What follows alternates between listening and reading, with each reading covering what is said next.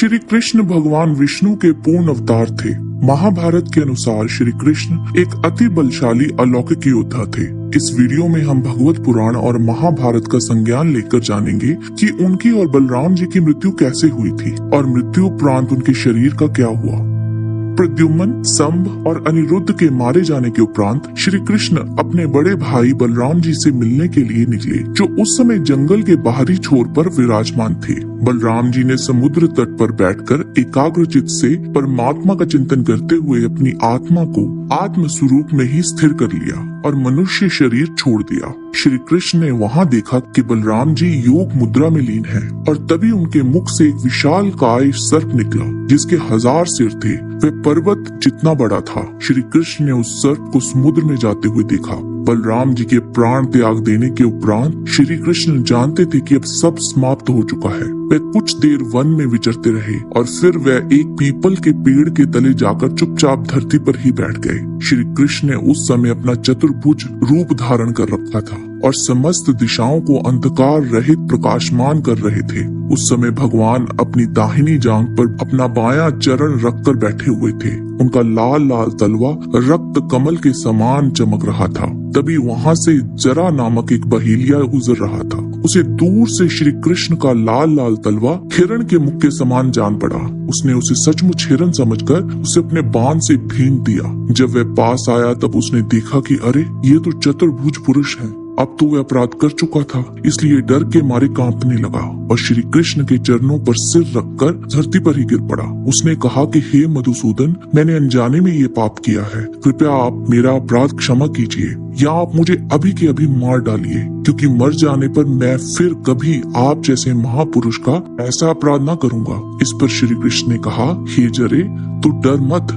ये तो तूने मेरे मन का ही काम किया है। जा, मेरी आज्ञा से तू उस स्वर्ग में निवास कर, जिसकी प्राप्ति बड़े बड़े पुण्यवानों को होती है। इसके बाद श्री कृष्ण का सारथी दारुक उनके स्थान का पता लगाते हुए वहाँ पहुँचा।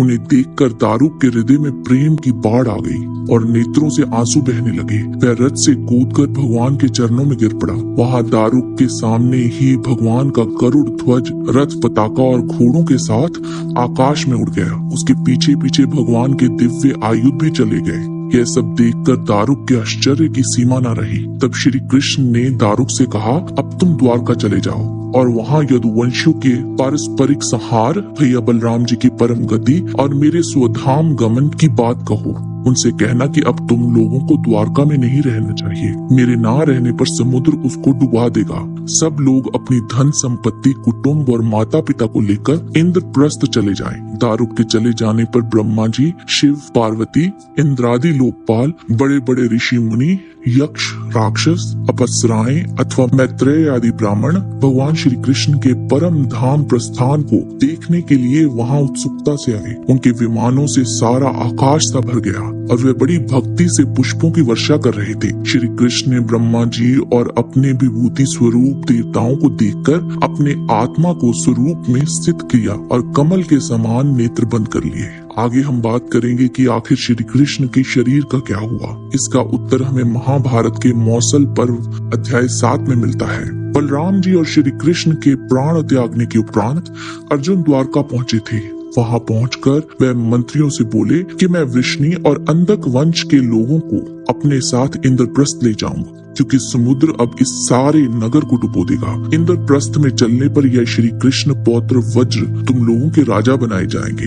अर्जुन ने श्री कृष्ण के महल में ही उस रात को निवास किया। वह वहाँ पहुँचते ही सहसा महान शोक में डूब गए। सवेरे होते ही वसुदेव जी ने अपने चित्त को परमात्मा में लगाकर योग के द्वारा उत्तम गति प्राप्त की। वसुदेव जी को अपने जीवन काल में जो स्थान अति प्रिय था, वहीं ले जाकर अर्जुन ने उनका दाह संस्कार किया। धर्म कृत्य पूर्ण कराकर अर्जुन उस स्थान पर गए जहाँ वृष्णियों का संहार हुआ था। उस भीषण मारकाट में मरकर धराशायी हुए यादवों को देख अर्जुन को बड़ा भारी दुख हुआ। उन्होंने ब्रह्म शाप के कारण एरका से उत्पन्न हुए मूसलों द्वारा मारे गए यदुवंशी वीरों को बड़े छोटे के क्रम से सारे समयोचित कार्य संपन्न किए। तदंतर विश्वस्त पुरुषों द्वारा बलराम जी और श्री कृष्ण के शरीरों को खोज कर आकर अर्जुन ने उनका भी दाह संस्कार किया। अर्जुन उन सब के प्रेत कर्म विधि पूर्वक संपन्न करके तुरंत रथ पर आरूढ़ हो 7वें दिन द्वारका से चले गए। आज के वीडियो में बस इतना ही। जाने से पहले लाइक बटन जरूर दबा दें और वीडियो अच्छा लगा है तो शेयर कीजिए। आपसे फिर मिलते हैं एक नए रोचक वीडियो के साथ। तब तक के लिए आप सबको हमारी शुभकामना। नमस्कार। जय श्री कृष्ण।